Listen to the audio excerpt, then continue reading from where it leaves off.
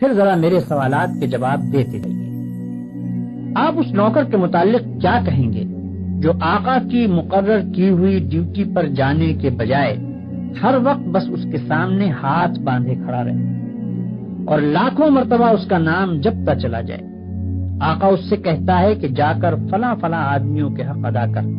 مگر یہ جاتا نہیں، بلکہ وہیں کھڑے کھڑے آقا کو جھک جھک کر 10 سلام کرتا ہے اور پھر ہاتھ باندھ کر کھڑا ہو جاتا ہے۔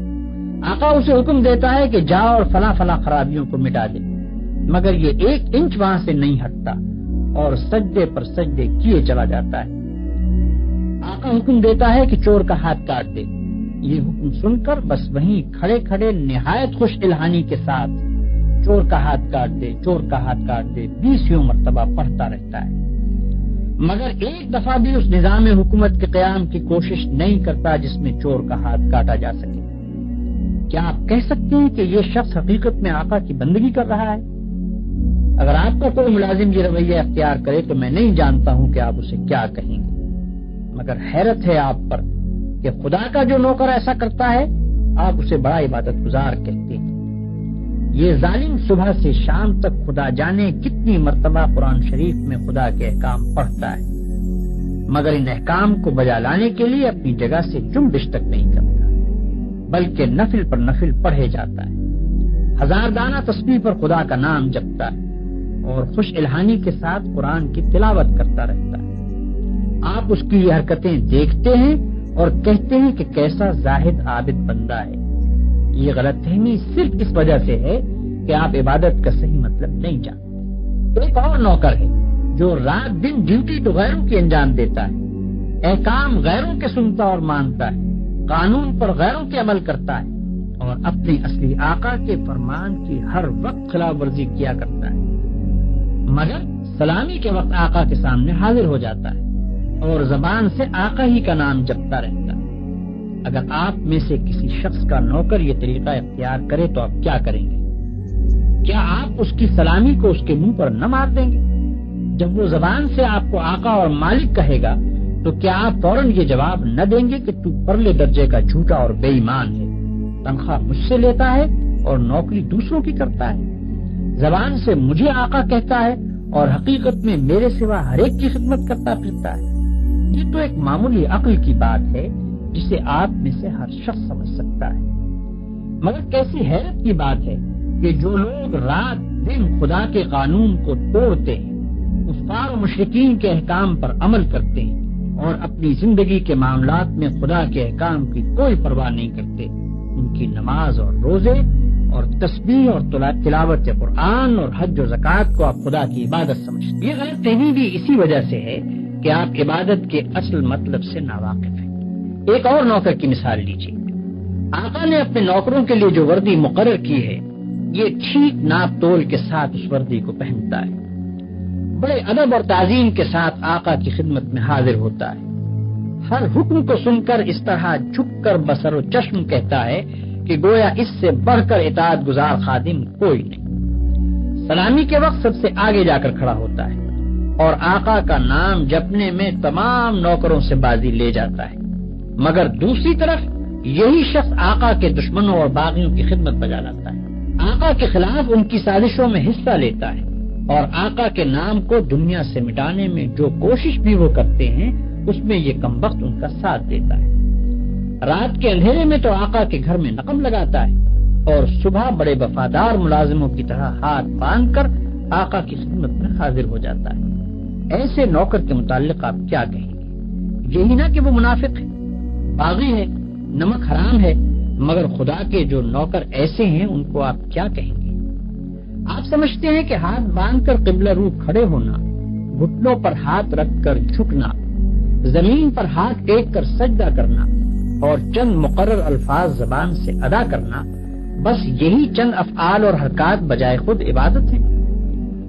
آپ سمجھتے ہیں کہ رمضان کی پہلی تاریخ سے شوال کا چاند نکلنے تک روزانہ صبح سے شام تک بھوکے پیاسے رہنے کا نام عبادت ہے؟ آپ سمجھتے ہیں کہ قرآن کے چند رکوع زبان سے پڑھ دینے کا نام عبادت ہے؟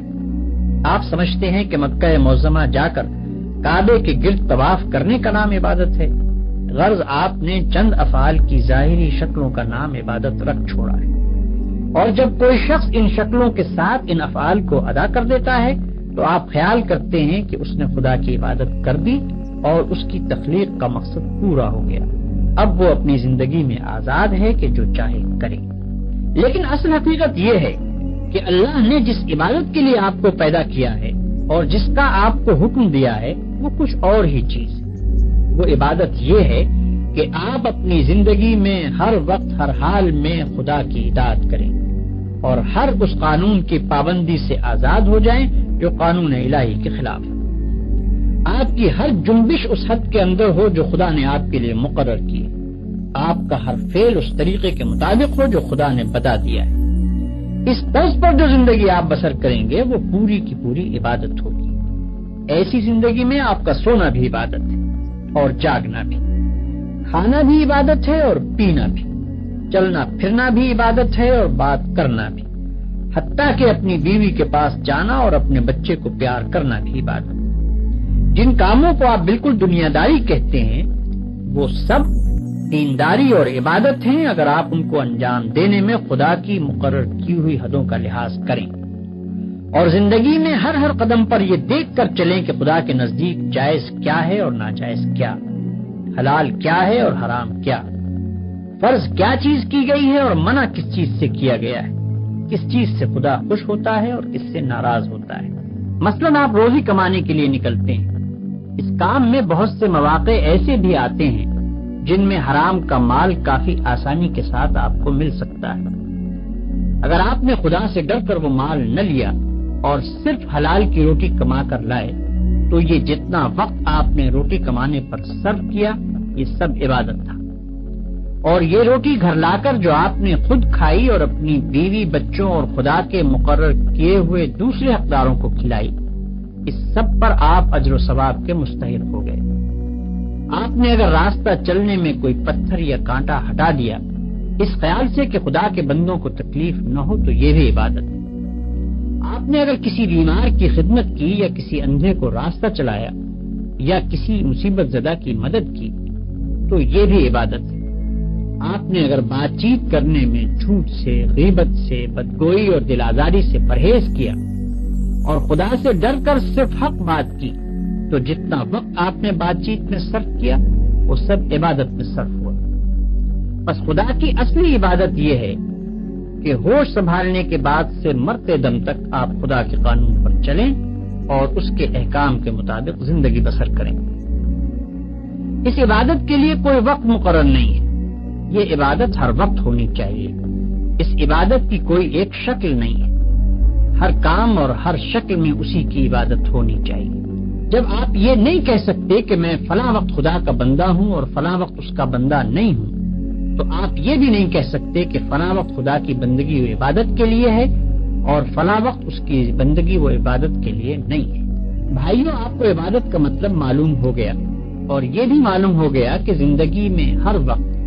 ہر حال میں خدا کی بندگی اور اطاعت کا نام ہی عبادت ہے۔ اب آپ پوچھیں گے کہ یہ نماز، روزہ اور حج وغیرہ کیا چیزیں ہیں؟ اس کا جواب یہ ہے کہ دراصل یہ عبادتیں جو اللہ نے آپ پر فرض کی ہیں ان کا مقصد آپ کو اس بڑی عبادت کے لیے تیار کرنا ہے جو آپ کو زندگی میں ہر وقت ہر حال میں ادا کرنی چاہیے۔ نماز آپ کو دن میں 5 وقت یاد دلاتی ہے کہ تم اللہ کے بندے ہو، اسی کی بندگی تمہیں کرنی چاہیے۔ روزہ سال میں 1 مرتبہ پورے 1 مہینے تک آپ کو اسی بندگی کے لیے تیار کرتا ہے۔ زکوٰۃ آپ کو بار بار توجہ دلاتی ہے کہ یہ مال جو تم نے کمایا ہے یہ خدا کا عطیہ ہے، اس کو صرف اپنے نفس کی خواہشات پر صرف نہ کر دو بلکہ اپنے مالک کا حق ادا کرو۔ حج دل پر خدا کی محبت اور بزرگی کا ایسا نقش بٹھاتا ہے کہ اگر 1 مرتبہ وہ بیٹھ جائے تو تمام عمر اس کا اثر دل سے دور نہیں ہو سکتا۔ ان سب عبادتوں کو ادا کرنے کے بعد اگر آپ اس قابل ہو گئے کہ آپ کی ساری زندگی خدا کی عبادت بن جائے تو بلا شبہ آپ کی نماز نماز ہے اور روزہ روزہ ہے، زکوٰۃ زکوٰۃ ہے اور حج حج ہے۔ لیکن اگر یہ مقصد پورا نہ ہوا تو محض رکوع اور سجدہ کرنے اور بھوک پیاس کے ساتھ دن گزارنے اور حج کی رسمیں ادا کر دینے اور زکوٰۃ کی رقم نکال دینے سے کچھ حاصل نہیں۔ ان ظاہری طریقوں کی مثال تو ایسی ہے جیسے ایک جسم کہ اگر اس میں جان ہے اور وہ چلتا پھرتا اور کام کرتا ہے تو بلا شبہ ایک زندہ انسان ہے، لیکن اگر اس میں جان ہی نہیں تو وہ ایک مردہ لاش۔ مردے کے ہاتھ، پاؤں، آنکھ، ناک سبھی کچھ ہوتے ہیں مگر اس میں جان نہیں ہوتی، اس لیے تم اسے مٹی میں دبا دیتے ہو۔ اسی طرح اگر نماز کے ارکان پورے ادا ہوں یا روزے کی شرطیں پوری ادا کر دی جائیں مگر خدا کا خوف، اس کی محبت اور اس کی وفاداری و اطاعت نہ ہو جس کے لیے نماز اور روزہ فرض کیا گیا ہے، تو وہ بھی ایک بے جان چیز ہوگی۔